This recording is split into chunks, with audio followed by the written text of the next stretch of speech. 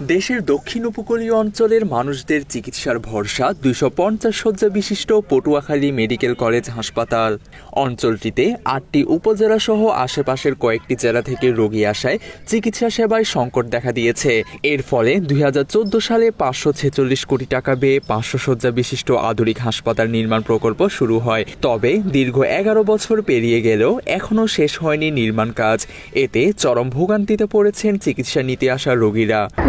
আসছি বাসা থেকে বেরোজ পরে এখানে ভর্তি হওয়ার পরে এখানে সিট পাইনি কারণ সিট পাইনি। তবে ঠান্ডা প্রচুর কষ্ট করতে আসছি ভাইকে দেখেন না, ভেড়া নাই বাস বন্ধ, এরপর বৃষ্টি আইলে ঢোকে, এরপর রোদ আইলে রোদ সাইডে ভিতরে ঢোকে, থাউন যায় না, নানান পদের নানান ধরনের কষ্ট।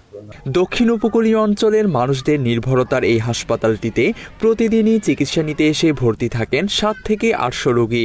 পর্যাপ্ত শয্যা ও জায়গা না থাকায় বারান্দা, মেঝে ও করিডোরই এখন যেন ওয়ার্ডে পরিণত হয়েছে।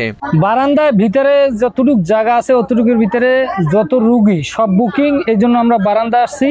এ জায়গায় কোনো ফ্যান নাই, কোনো বাতি নাই, রোদ আইলে রোদ পরে, বৃষ্টি আসলে বৃষ্টিতে আমরা থাকতে পারতেছি না। এ জায়গায় আমরা খুব কষ্টে আছি। সরকার যেন আমাদের জন্য ভালো একটা সুব্যবস্থা করে। বারান্দা আমরা সিট পাই নাই, ভিতরে বারান্দায় থাকতে সমস্যা, এক ফ্যান নেই, দ্বিতীয়ত বৃষ্টি নামলে পানিতে আমরা যে সিট নেই সে ভিজে তলাই যায়, আমাকে থাকতে যথেষ্ট কষ্ট। বারান্দায় ওষুধপত্র কোনো সমস্যা না, কিন্তু হেরা ঠিক আছে, শুধু আমাকে গরম, ফ্যান নাই আর এই বৃষ্টিতে ভিজে যায়, বৃষ্টি এলে। হাসপাতালের শিশু ওয়ার্ডে ৪০ শয্যা, অথচ সেখানে চিকিৎসা নিচ্ছে ২০০ শিশু। ২৫০ শয্যার হাসপাতাল হলেও নানা রোগ নিয়ে এখানে প্রতিনিয়ত চিকিৎসা নিচ্ছেন শতাধিক রোগী। ফলে চিকিৎসা নিতে আসা রোগীদের পাশাপাশি ভোগান্তিতে পড়েছেন স্বজনরাও। এখানে তো রোগী যারা আসছে বুঝছেন, রোগীর সাথে গার্ডিয়ানরা অসুস্থ হয়ে যাইতেছে বেশি, কারণ এখানে ভালো ট্রিটমেন্ট তাও পাওয়া যাচ্ছে না বুঝছেন। আর ৩-৪ জন, একটা বেডে ৩-৪ জন রোগী। খালি ২৫০ শয্যা বিশিষ্ট হসপিটালে ভর্তি হয়েছি ১৯ তারিখ থেকে। আমি আমার বাচ্চা নিয়ে অনেক কষ্ট করি। বেডে একটি বেডে ৪ জন করে বাচ্চা দেওয়া হয়, তাতে মাদেরও কষ্ট এবং বাচ্চাদেরও কষ্ট। বেড তো পাইনি আমরা, আজ ৪-৫ দিন ধরে চাইছি, এনে কাটতে আছি রোদের মধ্যে, কোনো ফ্যান নাই, কিছু নাই, আবার বৃষ্টি এলে পানি পরে, এই সকালে পানিতে তলাই গেছে। মাত্র ৩০% টাকায় জমির মালিক হয়ে নতুন বাংলাদেশের গড়ে তোলার স্বপ্ন দেখা বাংলা বসতি। হাসপাতালটির অবকাঠামোর সীমাবদ্ধতা আর জনবল সংকটে চিকিৎসা দিতে হিমশিম খেতে হচ্ছে বলে জানান চিকিৎসকরা। আমরা টেম্পোরারিলি ফার্স্ট ইয়ার এবং সেকেন্ড ইয়ারকে আমরা, এবং কোনো ক্ষেত্রে থার্ড ইয়ার ফোর্থ ইয়ারকেও আমরা এই নতুন বিল্ডিং এ কিছু কয়েকটা ক্লাস আমরা জরুরি ভিত্তিতে রিপেয়ার ক্লাস নেওয়ার উপযুক্ত করা হয়েছে।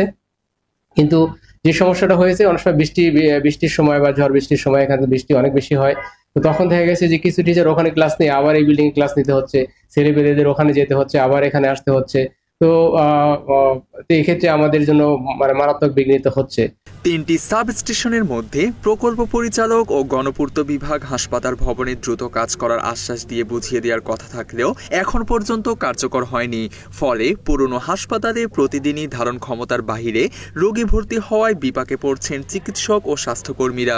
আমাদের এই প্রজেক্টটা আসলে ২০১৪ সালে যখন শুরু হয়, ২০১৬ সালে ভূমি অধিগ্রহণ জনিত জটিলতার কারণে ২ বছর দেরি হয়। তো সেখানে প্রজেক্টের মেয়াদ ছিল ২০২০-এর জুন মাসে এটার কমপ্লিট হওয়ার কথা।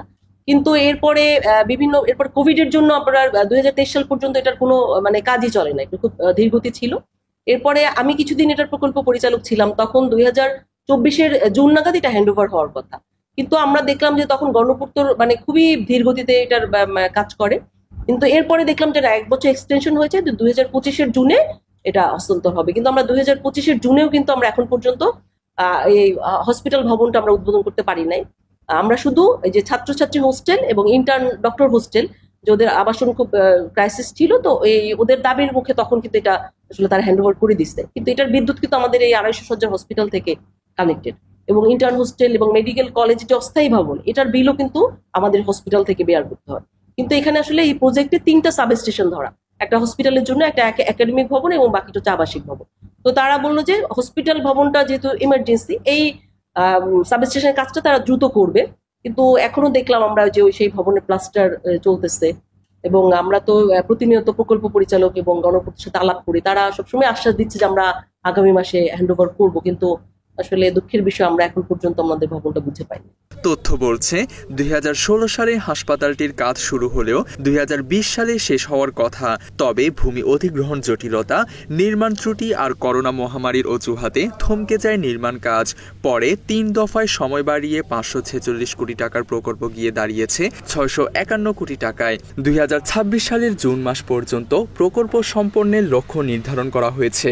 ঠিকাদারি জটিলতার কারণে, ভূমি অধিগ্রহণ সংক্রান্ত জটিলতার কারণে আমাদের কাজটি সম্পূর্ণ করতে আমরা পারিনি, এবং আমরা আশা করি যে সম্পূর্ণ কাজ জুন 2026 পর্যন্ত শেষ করতে পারবো। যদিও এর ভিতরে আগামী 2 মাসের ভিতরে আমাদের ইচ্ছা আছে, এবং আমরা বিদ্যুৎ সংযোগটা পেয়ে যাব। বিদ্যুৎ সংযোগ পেয়ে যাওয়ার ভিতরে পাওয়ার সাথে সাথেই আমরা হাসপাতালের স্বাভাবিক কার্যক্রম চালু করতে পারবো। প্রকল্পের মাঠ পর্যায়ের কাজ এখন গণপূর্ত বিভাগের হাতে, তাই সব জটিলতার অবসানের পর এখন পুরোদমে কাজ চলছে, এমনটাই জানিয়েছে গণপূর্ত বিভাগের নির্বাহী প্রকৌশলী। আমাদের পটুয়াখালী মেডিকেল কলেজ এক প্রকল্প যেটা চলমান আছে, এটা আমাদের বর্তমানে সার্বিক অগ্রগতি আমাদের 93%। এর ভিতরে আমাদের বড় প্যাকেজ বলতে আমাদের একটা হসপিটাল বিল্ডিং হচ্ছে আর একটা একাডেমিক বিল্ডিং হচ্ছে, এই দুইটাই মেইনলি বড় প্যাকেজ আর কি। এই দুইটার কাজে কিন্তু আমাদের শেষ পর্যায়ে। আমাদের হসপিটাল বিল্ডিংয়ে কিন্তু আমরা বিদ্যুৎ সংযোগের জন্য অ্যাপ্লিকেশন করা হয়েছে। বিদ্যুৎ সংযোগটা পেলে এটা আমরা হসপিটালটা চালু করার আমরা চিন্তা ভাবনা আছে। আশা করি আমরা দ্রুতই বিদ্যুৎ সংযোগ পেয়ে যাবো। পাওয়া গেলে আমরা হসপিটালটা আমরা চালু করব। আর একাডেমিক বিল্ডিংয়ে আমাদের পার্শিয়ালি কার্যক্রম চালু হয়েছে, এবং বাকি পূর্ণ ফেজে চালু করতে গেলে আমাদের বিদ্যুৎ সংযোগটা দরকার।